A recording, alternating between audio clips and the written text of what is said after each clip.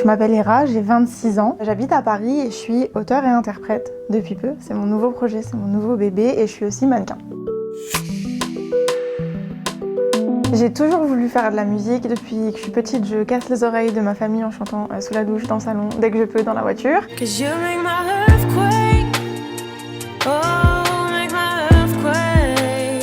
J'avais peur de me lancer parce que c'est difficile, parce que quand on se lance dans la musique, on a un peu l'impression de se mettre tout nu devant tout le monde. Et du coup, j'ai réfléchi pendant de longues années avant vraiment de me lancer. Et là, ça fait depuis quelques mois que je suis à fond dessus et ça y est, je vais enfin sortir mon nouveau projet. Et je suis toute excitée de pouvoir le partager enfin avec d'autres personnes que moi-même et ma famille. Je suis énormément influencée par le R&B. Après, c'est vrai que pour mon EP, et vous verrez, il y a un peu tout parce que j'essaye aussi moi d'explorer d'autres terrains. J'ai pas envie de me cantonner qu'à un seul genre.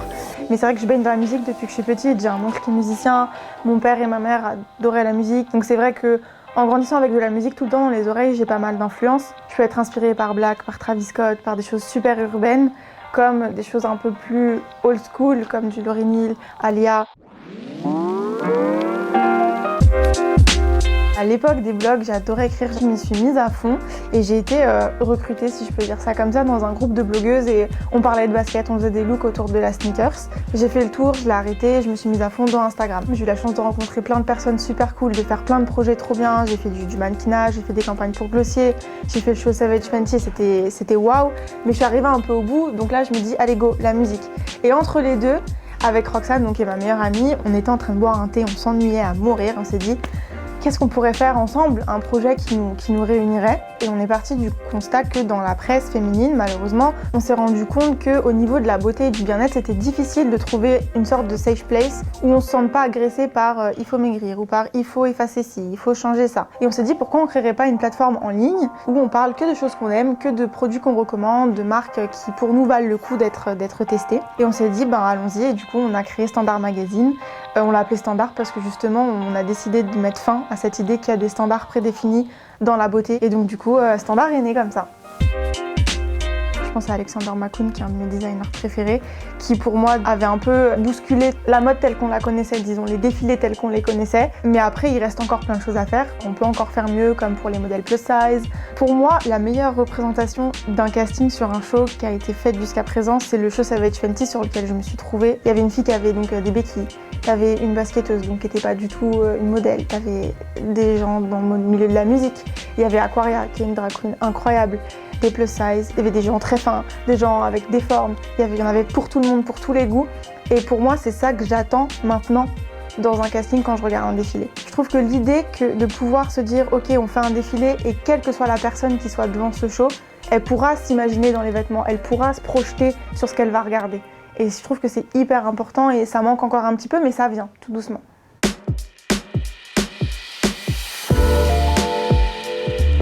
C'est mon premier chez moi toute seule, c'est-à-dire que j'ai déjà vécu sans mes parents mais j'étais pas seule. Donc là c'est mon premier vraiment cocon à moi. J'y suis depuis juin, donc ça fait 4 mois. Je tiens de mon père l'amour pour le blanc, comme on peut constater. C'est ma pièce principale qui est mon salon. C'est là où il y a mon endroit de déco préféré, donc mon mur de magazine / vinyle / livre, qui change un peu selon mon humeur, selon mes influences du moment. Il y a ce livre de Frida Kahlo auquel je suis très attachée. Mon amour pour Frida Kahlo, il a commencé quand je suis partie en voyage en Mexique. J'étais en colonie de vacances et durant cette colonie, on a eu la chance de visiter sa maison. Et ça a été pour moi un peu le déclic parce que c'est là où j'ai découvert ce qu'elle faisait, j'ai découvert son art, mais aussi sa vie. Donc on va dire que c'est celui qui bouge presque jamais de cette étagère, il y est tout le temps et à mon avis il y restera parce que j'ai un peu ce lien particulier avec Frida Kahlo, c'est vrai que j'y suis très très attachée. Il y a peu de déco sur les murs vu qu'il y a le mur qui est déjà bien présent. La seule déco au mur en plus c'est ma planche à laquelle je tiens beaucoup, je l'adore. Je ne fais pas de skate, je ne tiens même pas debout sur une planche pour être honnête, mais je trouve que c'est un élément de déco qui est sympa. Et il y a ma pièce maîtresse qui est mon canapé. J'adore vraiment ces designs assez écrus, épurés, très doux, à l'œil comme à l'assise, je tiens à le dire. Mon horloge Louis Vuitton, je l'aime bien parce qu'elle tourne à l'envers, et ça je trouve ça excellent. Deuxième anecdote sur ma personne, je ne sais pas lire l'heure sur une horloge. Pardon papa, il a essayé de m'apprendre mais c'est jamais rentré.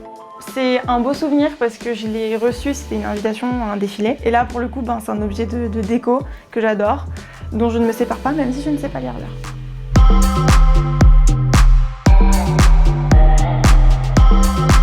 Ma première sneaker, je me rappellerai toute ma vie, c'est ma mère qui me l'a offert. Un mercredi, je sortais du collège et sur mon siège dans la voiture, il y avait une paire de TN noire et rose. J'étais tellement contente de ce cadeau. Je les ai plus lâchés, je les ai mises jusqu'à que mes pieds soient trop grands pour rentrer dedans.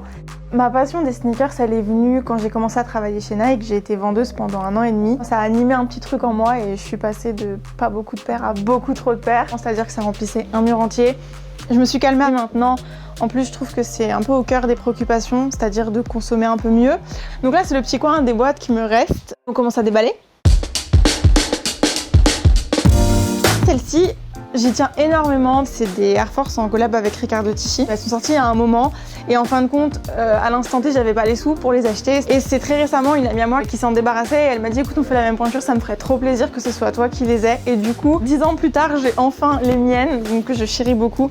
Ensuite, j'ai celle-ci, c'est mes Air Force Kiss. J'y tiens quand même parce que pour l'histoire aussi, Kiss a ouvert son premier magasin, il me semble que c'était l'année dernière à Paris. C'est une paire qui symbolise l'ouverture du shop et c'est toujours très cool. Ensuite, c'est une que je mets pas souvent, c'est mes Jordan Château Rouge et j'y tiens parce que sur la boîte, il y a un petit dessin de NJ, qui est un illustrateur dessinateur, qui a du coup customisé la boîte pour l'occasion. Elle ressemble à ça. Je les conserve plutôt bien parce que j'y tiens beaucoup. Un de mes modèles préférés, pas chez Nike cette fois, c'est les Babe Star. Quand je suis partie au Japon, c'était il y a 3 ans. En allant dans mon premier Babe Store, je suis tombée complètement amoureuse de ce modèle. Mon oncle les porte depuis que je suis haute comme 3 pommes et c'est vrai que de l'avoir vu avec des paires de Babe Star toujours différentes aux pieds, déjà petite, j'avais une curiosité pour cette paire-là et en allant au Japon, je suis tombée complètement amoureuse de ce modèle. Tada! Mon premier souvenir mode, c'est quand je piquais dans les affaires de ma mère. C'est fouiller, c'est lui demander l'autorisation 50 fois pour pouvoir mettre ses talons, entendre 45 fois non et 5 fois oui. Où je pouvais me trimballer avec des talons beaucoup trop grands pour moi. Je pense que c'est mes premiers souvenirs, ouais. Ma relation avec la mode, elle est un peu compliquée. C'est vrai que petite, j'aimais pas comment ma mère m'habillait. Pourtant, quand je regarde maintenant les photos, elle m'habillait très bien. Et puis après, j'ai pas su m'habiller pendant le collège, c'est-à-dire qu'on a un peu cette zone, ce no man's land, où du coup, c'est un peu des expériences qui marchent pas à tous les coups. Après, au lycée, j'ai porté l'uniforme, donc du coup, j'ai pas forcément pu m'exprimer. Et c'est qu'en sortant du lycée, donc assez tardivement, tu vois, sur mes 19-20 ans, que j'ai pu vraiment commencer à m'intéresser à la mode et me rendre compte qu'il y a plein de coupes différentes. Et c'est notamment avec mon copain de l'époque qui s'appelle Rudy. Sans lui, je sais pas m'habiller, tu vois. Il m'a vraiment appris qu'il y avait genre plein de marques super cool, plein de choses à aller chiner dans des cultures différentes aussi, tu vois. Et petit à petit, c'est venu. Avant tout, quand je constitue mes looks, je veux être à l'aise. Je veux pas me dire ah oui, mais il y a ça qui me gratte ou il y a ça qui me pique et puis ça me serre, je peux pas respirer. Ça m'empêche pas de mettre des looks girly, ça m'empêche pas de mettre des talons, mais je veux juste être à l'aise. Dès qu'on me demande comment décrire mon look, c'est comfy. Et en ce moment, je suis obsédée par les ensembles de jogging. J'ai des pics, tu vois, parfois je vais être obsédée par un truc et je vais avoir envie de m'habiller pendant des semaines. Et alors parfois, faut pas me parler de m'habiller, ce sera jogging, claquette et on parlera de rien d'autre. Mon amour des tatouages, je pense que je l'ai eu de mes parents. Mon père et ma mère sont tatoués. Donc à mes 18 ans, je savais que mon cadeau, je voulais que ce soit mon premier tatouage.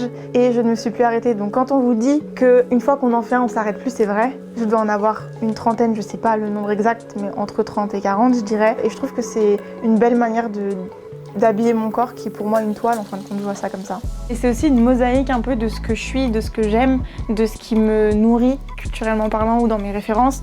J'ai par exemple un billet fait par Dylan Longcho qui représente Tupac, qui est un de mes artistes préférés. Sur mon ventre j'ai un micro Travis Scott en chérubin avec un petit sabre. Et là il y a Tony Montana, la scène finale où il essaye tant bien que mal de survivre. J'adore ce film. Et là, c'est ma chanson préférée. Tout ce que j'ai sur moi compose quelque chose que j'aime, que j'apprécie. Et le petit dernier qui me tient énormément à cœur, c'est le titre de mon EP que j'ai fait juste ici. Donc c'est voilà, un assemblage de plein de petits trucs qui me sont très chers. Je perds mon pantalon. Bêtisier. Bêtisier.